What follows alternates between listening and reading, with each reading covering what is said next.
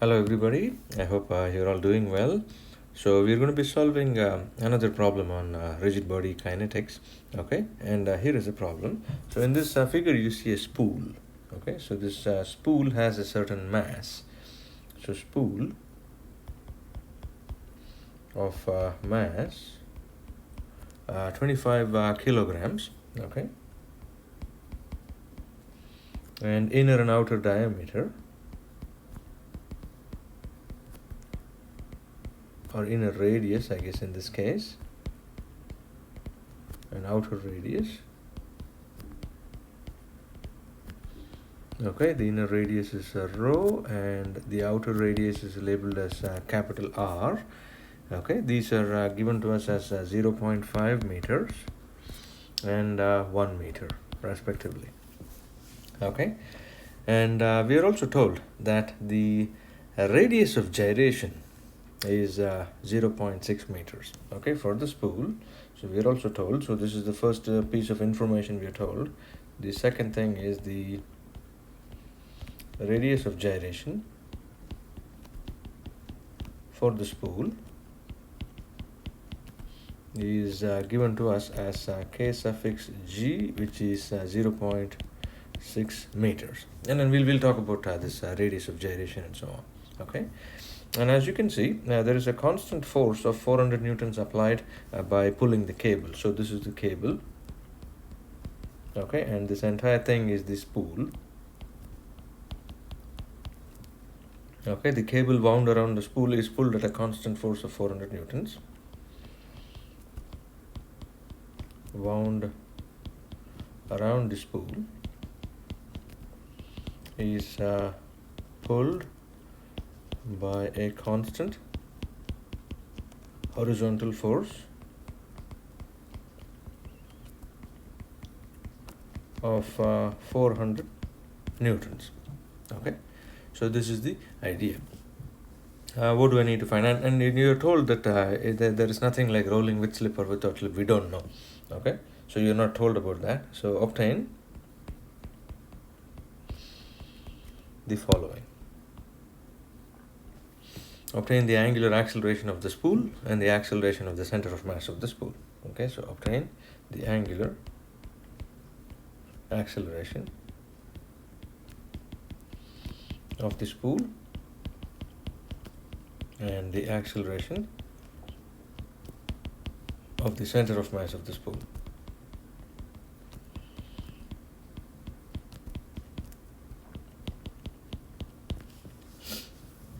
Okay, so this is the basic idea, and we don't know if it is rolling with slip or without slip. So I'm just going to go over the problem once again.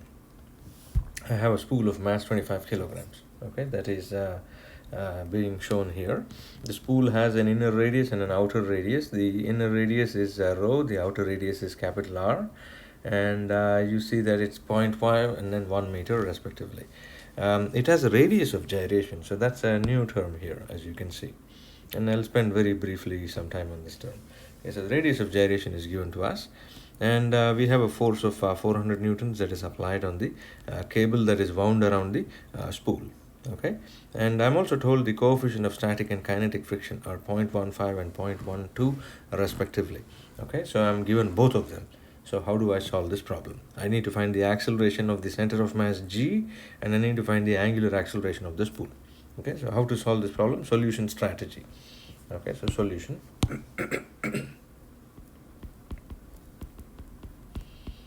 Okay, so to begin with, I don't know whether the disc is the spool is rolling with slip or without slip. Okay, so to begin with, we do not know whether the spool rolls with or without slip. Okay, and so what do I do? So which means that to start off with, I'm always going to assume that it is rolling without slip to begin with. Then we will see if our assumption is correct or not. Okay, so how do I solve this problem? Okay, so to start my solution,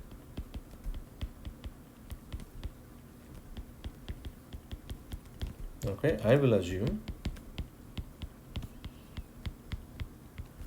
that the rolls without slip, which means that the friction force at the contact point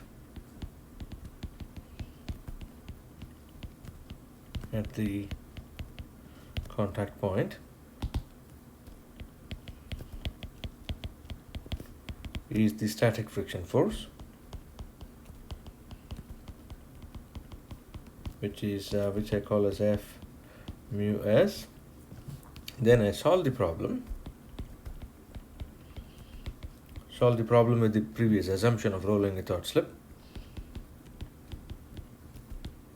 by assuming rolling without slip.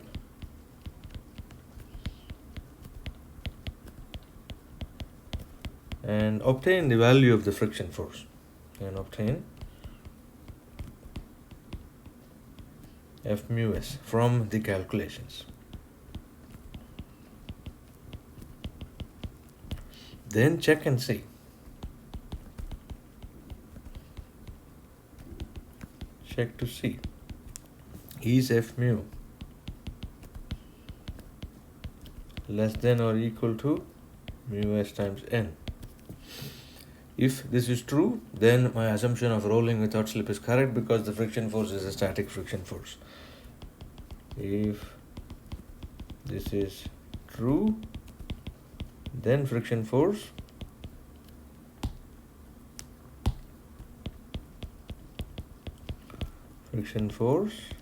at contact is static friction.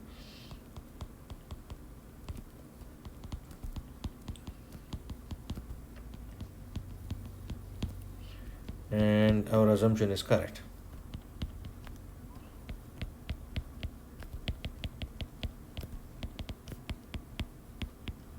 What was the assumption? Rolling without slip. Okay, and what contact point am I talking about? Contact point between the spool and the ground. Okay, so that's something I want to make a note of. This is contact point between the spool and the ground. Then I check and see. But if we obtain F mu s greater than mu s times n, then this violates Coulomb's law of friction, right?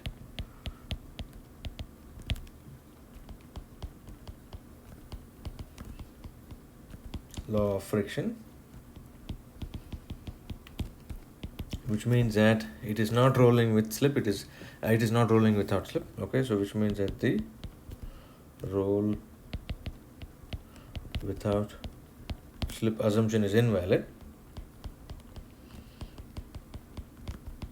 is wrong, which means that the disc or the spool is actually going to slips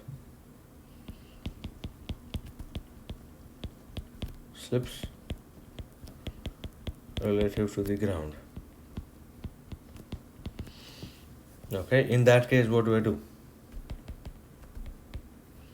In such a case, we resolve the problem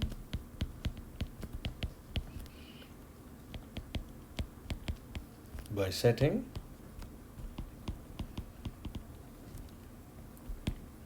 F mu to be F mu k, which is the kinetic friction force.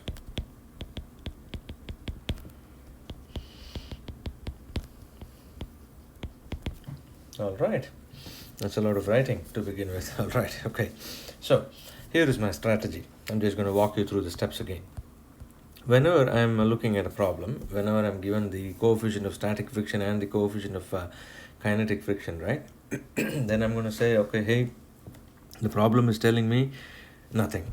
The problem does not tell me whether there is slip taking place or not. So what do? I start off by assuming that, okay, let me say the disc rolls without slip. Okay, so this is an important statement. So I will assume that the disc rolls without slip, which means that the friction force at the contact point is going to be the static friction force F mu s. Okay, Just want to make sure this mu s is seen properly. All right. Then I go ahead and I solve the problem by using this assumption of rolling without slip. I calculate everything, angular acceleration, angular velocity, or acceleration of center of mass, whatever they ask me to do. I'll be able to calculate that. And then I will check to see, is F mu s less than mu s times n? Okay, this is Coulomb's law, right? This is F mu max. Okay, so here I can say that, well, F mu max is mu s times n. Okay, that's the reason why I have that here. Okay, so I want to check and see if this is indeed correct. If this is correct, then the friction force at the contact point is a static friction force and our assumption is correct. And if that is not the case, if I get that F mu s is larger than mu s times n, this violates Coulomb's law of friction. Okay, which means that the rolling without slip assumption is not valid anymore, is wrong, and then so the spool actually slips. And if the spool is slipping with respect to the ground, then the force of friction is going to be the kinetic friction force, and then I have to resolve the entire problem. All right, so that's a lot of headache, as you can see. All right. So, but first, before that, let me start off by looking at the rolling without slip. Okay, so start off.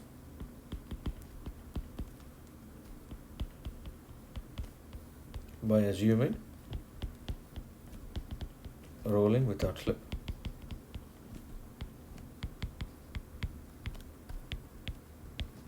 Between the spool and the ground.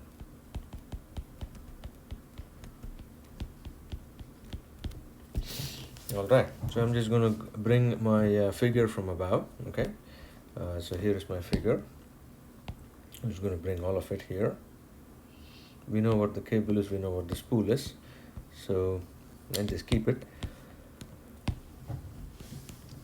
this way, and cut this off, and get ready for solving the problem. So before I do anything of that sort, I'm going to set up my coordinate frame. Okay, so I, j, and k. So this is my j direction, okay, this is my k direction, and this is my I direction. Okay. Alright, then I know that at the contact point there is a tangential direction, so I need a better color here, so I think this is going to work. I hope this is the tangential direction, okay, and then this is the normal direction at the contact. Just want to make sure that it passes through here, so that is the normal direction. Okay, I'm going to call the contact point as the point C. So this point, I'm going to call it as a point C. This is the point D relative to the ground. And in most of these problems, since I'm doing kinetics, I'm not interested in the velocity. I can always come back to the velocity. I'm just mostly interested in the acceleration. I'm going to assume that the disk is rolling clockwise. Okay, so I'm going to assume alpha to be this way. So assume alpha is minus alpha k. Okay, so that's something that I'm assuming. And then rolling without slip.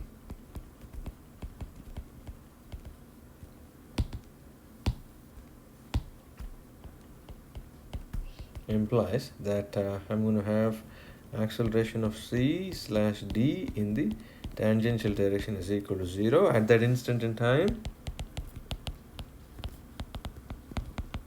You know that the tangential direction is the same as I and the normal direction is the same as j. Okay, these are all things that you've done before, so these should be a breeze. So acceleration of c in the tangential direction is equal to acceleration of d in the tangential direction, both of them being equal to 0 because the ground is fixed.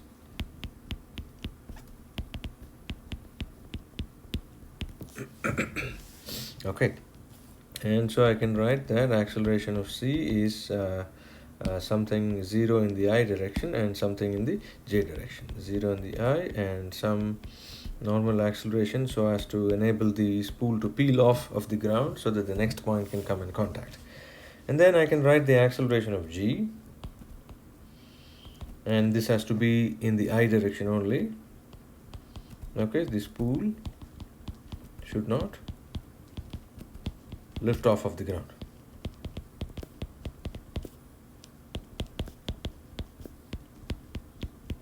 Okay, so then I relate the acceleration of c to the acceleration of g. is acceleration of c. Then I'm going to have alpha of the spool crossed with r g cross c, and then I'm going to have this minus omega square of the spool times r g slash c. The relative terms will cancel off. I'll just write them out very quickly. Okay, 2 times omega of the spool crossed with v g slash c relative. Cancel these off, cancel that off as well. Alpha of the spool, which I have assumed to be in the way it is drawn. So this is alpha of the spool is alpha k. Okay, so I'm just going to write it out. So this is ag in the I direction. This is going to be 0I, and then acn in the j direction. And then this is going to be minus alpha k crossed with rg slash c. It's very easy, right? Rg slash c sitting at the point c, looking at the point g, that's going to be r in the j direction. Okay, so that's going to be r in the j direction. And then minus omega square of the spool times r in the j direction. I'm not interested in the omega of the spool because I'm interested only in acceleration of g. And the reason for that being, if I take the I terms on both the sides, I get ag is equal to r times alpha. Okay, this is the relationship that I have. This is by assuming spool rolls clockwise without slip. Okay, so this is the kinematics of the problem. We are done with the kinematics of the problem. Then I go ahead and I say, okay, go to the kinetics of the problem. And before I go to the kinetics, I need to very briefly talk about the radius of gyration. Okay, so kinetics.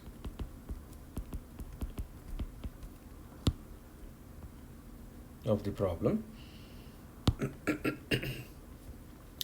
So radius of gyration is an interesting creature. Okay, so here is the basic idea. For many non-homogeneous bodies, it is difficult to obtain the mass moment of inertia using basic integration techniques. Okay, so for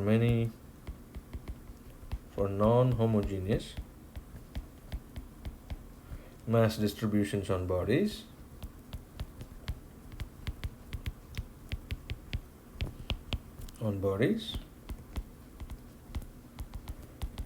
it is difficult to obtain the mass moment of inertia by integration. Okay, and this is something that you can easily see. Okay, when you have a spool, then we don't know what the distribution of mass is going to be. So which is the reason why this radius of gyration becomes very useful. Okay, and so we make use of the definition of the radius of gyration. Okay, so radius of gyration, I just want to write it properly, it becomes useful in such a situation.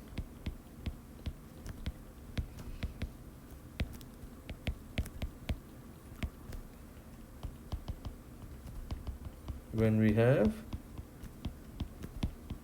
non-homogeneous bodies. Non-homogeneous bodies meaning non-homogeneous mass distribution. Okay, and so this the reason is because this is experimentally computable. Okay, and the radius of gyration is defined as the following. So radius of gyration, and let me put a line, and this is an official definition. This is something that you will find if you just open the web and see as well. Okay, this is the radius of gyration about an axis of rotation. Okay, about an axis passing through a point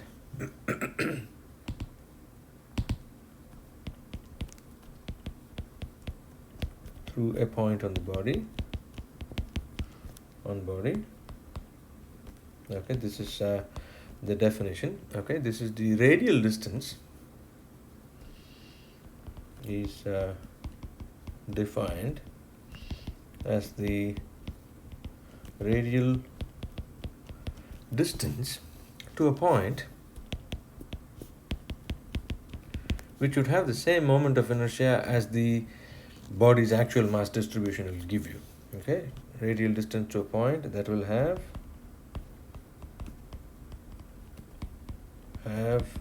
the same mass moment of inertia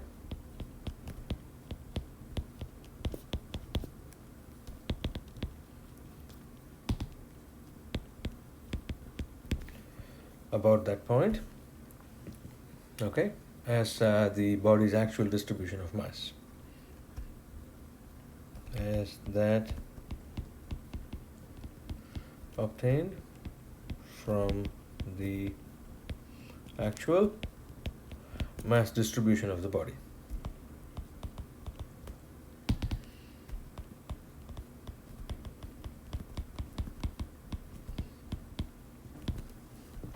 Okay, so essentially the idea is the following. Okay, so suppose I have a small disk. This is just an example. Okay, this is in no way the actual thing. The radius of gyration, I could define it about a certain point. Let's say that here is the center of the disk. Okay, so this is the point G on the disk.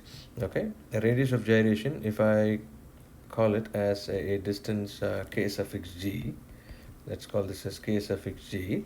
So imagine that the entire mass of the disk is distributed as a ring around this radius.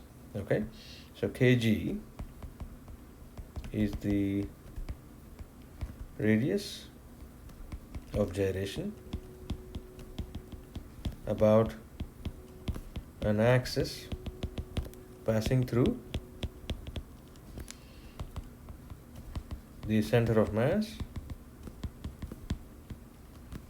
G. Okay, and then imagine, I want to show that here. So imagine I just wanted to show like a circular arc and bring that here, and I want to show it in a dotted line. Okay, so imagine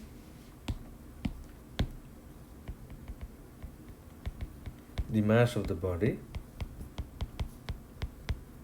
distributed as a ring about the radius kg from the point O. Okay, and if you do that, then we say that the mass moment of inertia about that point is m times kg square. Okay, then we can say Ig is going to be m times kg square. Okay, this is how we say the radius of gyration is useful. So you obtain this radius of gyration from experiments, and then you say, okay, hey, now I'm just imagining the mass, the total mass of the entire body distributed about a radius k suffix g, and the mass moment of inertia of the body then is going to be Ig is equal to m kg square.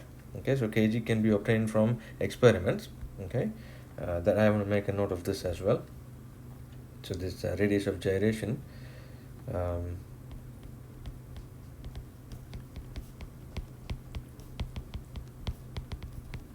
can be obtained from experiments.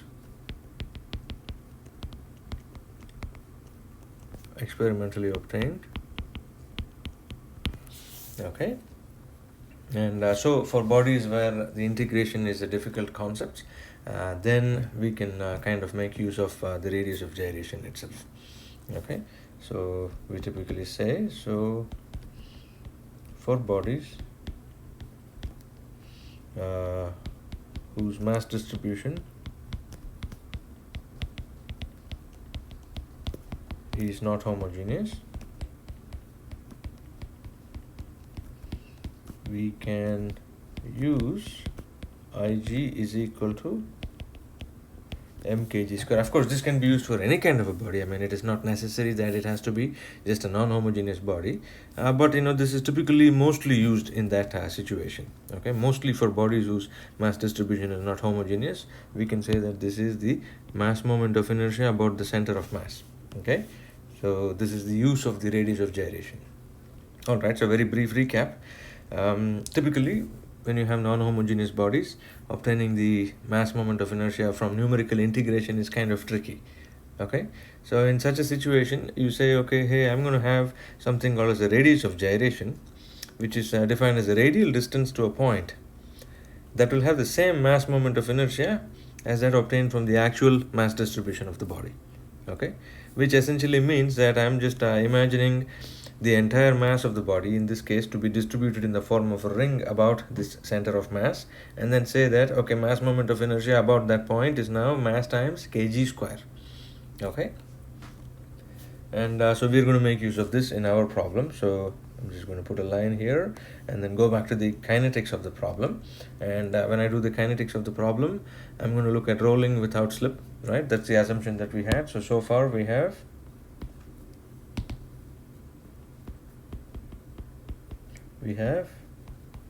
Ig is m kg square, then acceleration Ag is r times alpha, okay, and alpha is clockwise. This is from rolling without slip.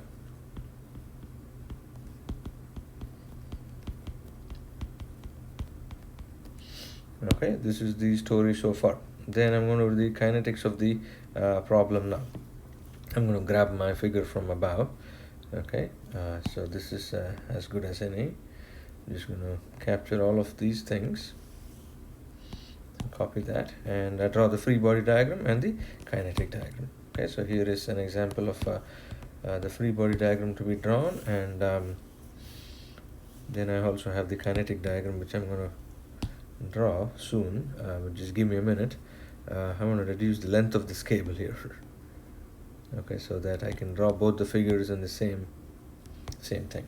Okay, so I have all of this, and then I'm going to copy that and I'm going to paste that here. Okay, and make sure that all of them are on the same level surface. All right, fantastic. Okay, so this is the radius r. Let me maybe align this way, straight down here. Okay, that's the radius capital R. Okay, and likewise here as well. This is the radius of capital R.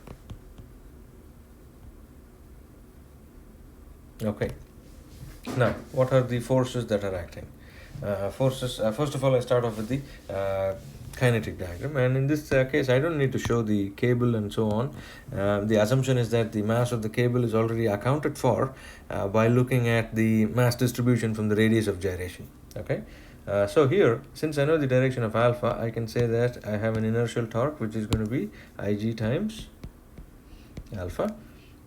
And since I know that the center of mass is traveling only in the direction parallel to the surface, I can say that this is going to be mass times acceleration of the center of mass. So this is m times Ag. Okay, this is the kinetic diagram. That's it. Nothing more on the kinetic diagram. Free body diagram. What are the forces? Contact force. Okay, normal. Then what is the direction of the friction force? Imagine the point or the force P applied such that this force P is pulled really quickly or really fast. This point of contact C, if you look at the point of contact C, if the force P is applied really quickly so that the point slides, then this point is going to start moving in which direction? It's going to start moving to the left, which means that the friction force is going to be pointing to the right. Okay, as you can see here. Okay, so always imagine, this is something that we looked at in the previous problem. Okay, imagine that the point, imagine that the cable is being pulled really quickly so that the point C is sliding. If the point C is sliding and as the cable is being pulled really quickly, the point C is going to start slipping in the left direction relative to the fixed ground, which means the friction force has to be pointing to the right. And of course I have the weight of the body, which is acting vertically down. Okay, so this is going to be m times g, and I don't need to show alpha on the free body diagram. And these are all the ingredients of the free body diagram. Okay, so this is the free body diagram. All right, so then we are on our way. Okay, we already have a relationship between Ag and alpha. Okay, and this I can essentially write as m times r times alpha if you want. Okay, which we may need at some point. So what's my first order of business? My first order of business is to capture the value of alpha. Then I will find what f mu s is. Once I find all of these, then I can check and see if there is slip taking place or not. Okay, so the assumptions that we have so far is that there is rolling without slip.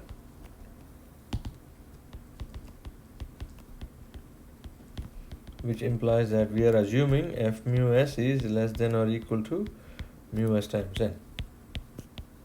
We are assuming. We need to check this and see.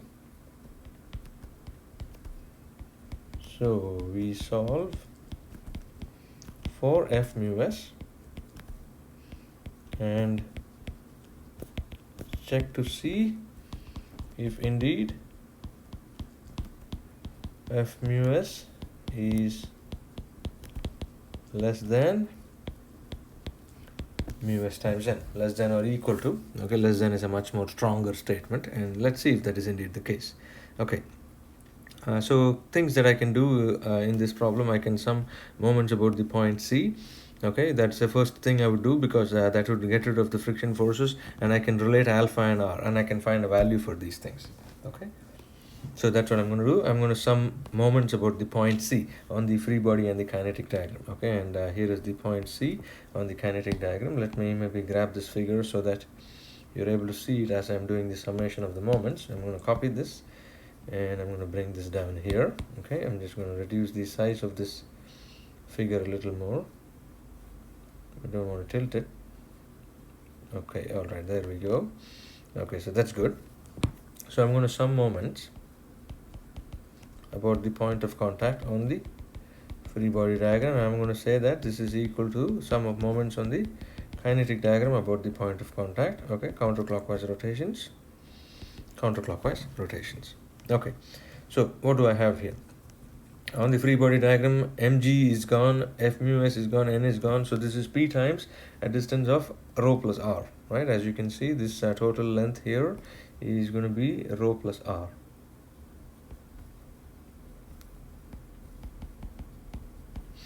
Okay, so this is going to be minus p times r plus rho. This is equal to whatever on the kinetic diagram, which is minus ig alpha, because we assumed alpha to be clockwise. And then this is going to be minus m times ag times capital R. Okay, so I just start substituting. P is 400, so this is minus 400. R is 1, and then rho is 0.5. This is minus ig, which is mass, and ig here is m times kg square. Okay, so this is 25 times, I think kg was 0.7 square or 0.6 square. Let me just make sure what kg was. I'm pretty sure, okay, 0.6, yeah, thank you. I'm just thanking myself. All right, 0.6 square, okay, times alpha minus m times, so m times the radius r times alpha, right? Ag is r times alpha.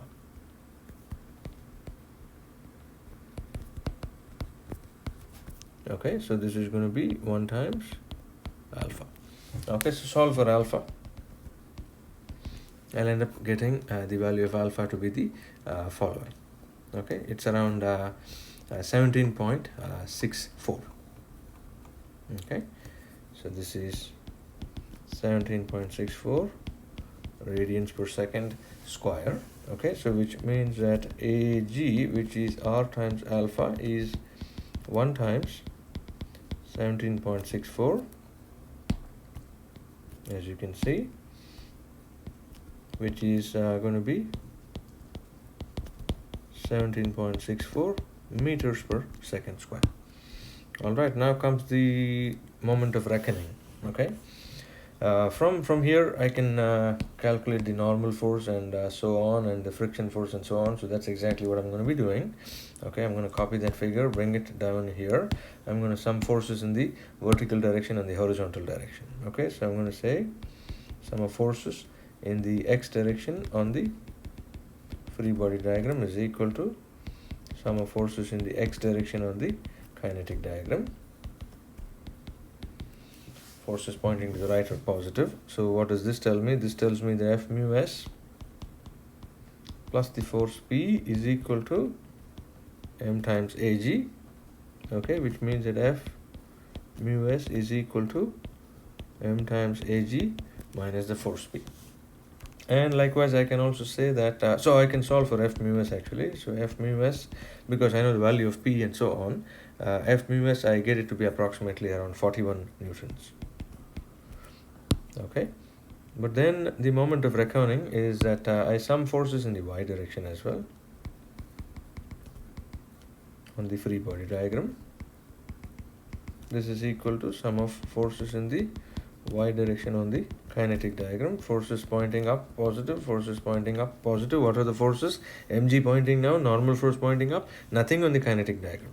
Okay, so this is going to be n minus mg is equal to 0, which means that n is m times g, and so this is going to be 245 newtons. Okay, where the mass of the spool is given to me as 25 kilograms, as you know from before. Now check. F mu max is mu s times n, okay, and mu s was 0.15 times 245, and this was around 36.8 newtons. Okay, F mu s is 41 newtons from calculation, which obviously tells me that, hey, this is not a good news for me. So F mu s is greater than F mu max, which violates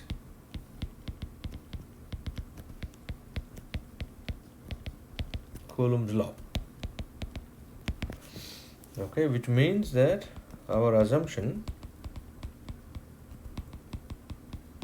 of rolling without slip is wrong.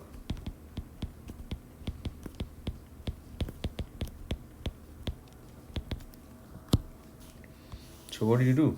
Pack up your bags and leave? Well, no, we still have a little more to do in this problem, right? So here is what we do.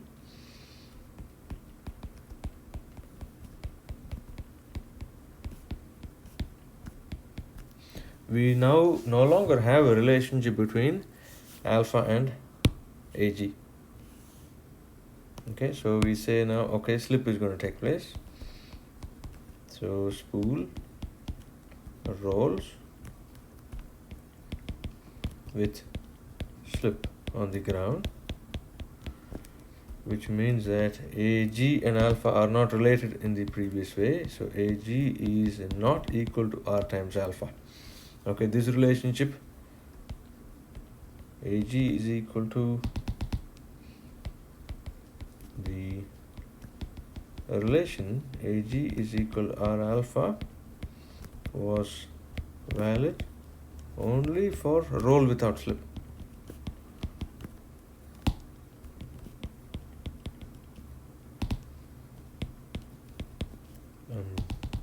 My writing has gotten very sloppy now.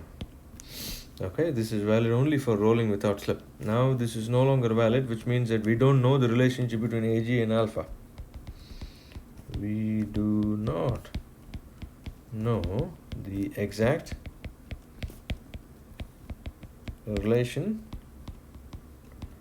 between Ag and alpha because we don't know the acceleration of the contact point. Okay,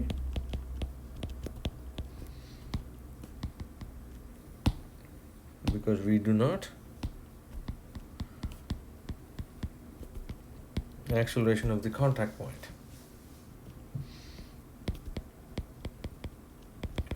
Okay, so that's the first thing. So, but we also know that since slip is taking place, since the spool slips, the friction force F mu at the contact is going to be F mu k. So this is going to be mu k times n. Okay, this is something that we know from basic physics, right? This is again the juxtaposition of Coulomb's law when things are moving. Okay, so we start off by going back to our free body and kinetic diagram again. Okay, so we redraw the free body diagram and kinetic diagram and mark the force of friction as F mu is F mu k, which is mu k times n. Okay, and here is what I do. So I'm just going to copy the free body and kinetic diagram from before. Okay, I had the larger figure. Just bear with me for a minute. Okay, that was not what I wanted, but yeah, here it is. Okay, so I'm going to copy this and I'm going to bring this down here. Okay, now the important thing is this is no longer F mu s, this is now F mu k, as you can see. IG alpha and MAG are still in the same direction shown. This is an assumption. I don't know if alpha is clockwise or counterclockwise anymore, but I know that AG is always going to be parallel to the ground. Okay, that's something that I can also write down. Okay, so I'm still assuming that alpha to be clockwise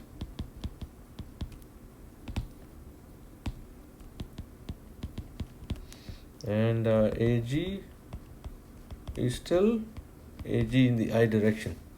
Okay, no component in the vertical direction.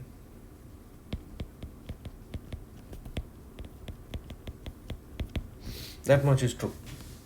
Okay, and then I also have F mu k is mu k times n. So these are the things that I have. So I count the number of unknowns that I have then.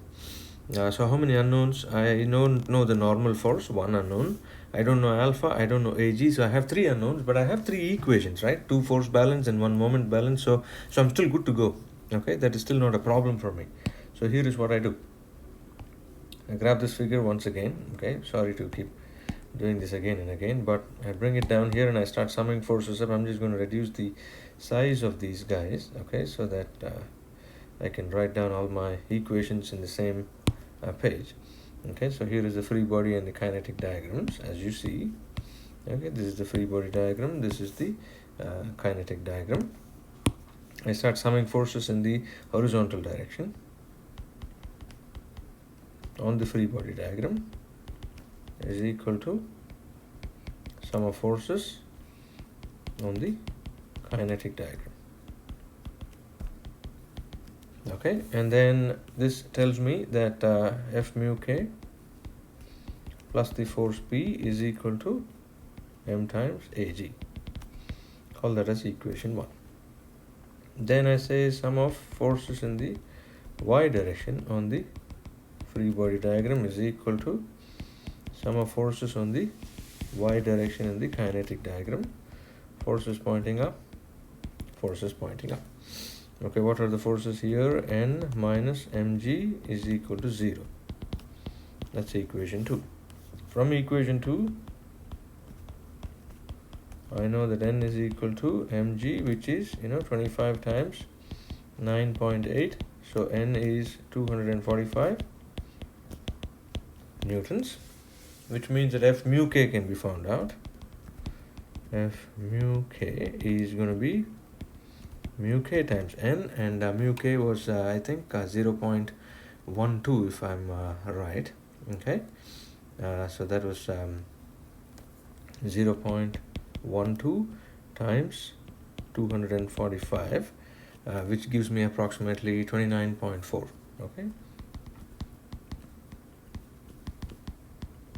29.4 newtons. And obviously from equation 1 I can then say that m times Ag is P plus F mu k, which means that Ag is the force P, which is 400 newtons. This is 29.4 divided by the total mass, which is 25. Okay, so this gives me Ag is equal to 17.2 meters per second square. Okay, so this is an answer that I wanted, right? So this gives me that particular answer. The last one is I need to find the angular acceleration. How do I do that? I go ahead and I grab my figure once again and I sum moments about a certain point. Now I have many choices on what point I need to sum the moments about. Okay, so here is the free body diagram, here is the kinetic diagram, and I want to grab this moniker here and put it on there. Okay, what do? I can sum moments about the center of mass. Okay, so let me do that. Okay, so let me do sum of moments about G on the free body diagram is equal to sum of moments about G on the kinetic diagram, and I say okay, clockwise moments. It doesn't matter where you're summing the moments up, you can sum it up at any point you want. Okay, if I do the summation of moments, then I'm going to get the following. This is F mu K times a distance of capital R minus P times a distance of rho. This is equal to minus Ig times alpha. Okay, and then I solve for alpha. Okay, so I see that F mu K was 29.4 times R was 1, P was 400 times 0.5. This is minus mass times 0.6 square times alpha. Okay, solve for alpha and you get this to be 18.96 radians per second square. I get a clockwise sense because I got this to be positive. Okay, so this is going to be clockwise as assumed. Okay, so which means that alpha is minus alpha K, which is minus 18.96 K radians per second square. All right, so this is a really nice problem, and a very brief recap of what the problem exactly is. Okay, so I'm just going to go back to the first page of the problem here. So in this problem, I have a spool. Spool has a solid inner core, and then there is a cable that is wrapped around the inner core, and then the outer layer is the one that is contacting the ground, and we pull it at a constant force of 400 newtons, and it's trying to travel along the ground. You're given the coefficient of static friction and kinetic friction. You're asked to find the angular acceleration of the spool and the acceleration of its center of mass. Strategy. If I see mu s and mu k given for a problem, then I know that I don't know anything about the problem. I don't know whether it is rolling with slip or without slip. So I say, okay, let it roll without slip to begin with. That is my assumption. And if it rolls without slip, then F mu is the static friction force, so that's going to be F mu s, and that has to be less than the maximum static friction force according to Coulomb's law. So I use the idea of rolling without slip, and then I go ahead and I calculate some of the kinematic quantities. If I have rolling without slip, I have a relationship between Ag and alpha. Okay, this is by assuming rolling without slip. That is important. Okay, so this is not just an arbitrary relationship. This is by assuming the spool to be clockwise and then rolling without slip. And once I do that, then I go ahead and do the kinetics of the problem using my assumption of rolling without slip. I briefly talked about the radius of gyration, and typically we use this for non-homogeneous distributions. And radius of gyration, if I know the radius of gyration, I can write the mass moment of inertia about that point. Okay. All right, so then I go ahead, draw my free body and kinetic diagrams. Here is the free body, kinetic diagram. Free body diagram, the force of friction is pointing to the right, because if I pull very hard on the force P, the point C is going to start sliding to the left. The direction of the kinetic friction force is the same as the direction of the static friction force, as you would have seen in the previous problem we solved, and so this force is going to be pointing to the right. Mass times acceleration of the center of mass is shown here. Okay, this is now related to R times alpha, Ag. I solve for, these are the assumptions that we had. I solve for Ag or alpha, and I go ahead and I calculate my friction force, and I compare it and see, is this F mu s greater than F mu max? If that is the case, then I'm in big trouble because my assumption is wrong. And I find out that I am indeed in trouble because it violates Coulomb's law, if that is the case. And so since my assumption is wrong, I have to remedy it. First of all, I'm going to say that the spool now rolls with slip on the ground, which means that this equation is the case. There is no relationship between R, Ag and alpha the way we had it before. This is because we don't know the acceleration of the contact point. But since the spool rolls with slip, we do know that the friction force is the kinetic friction force, and it's related to the normal force this way.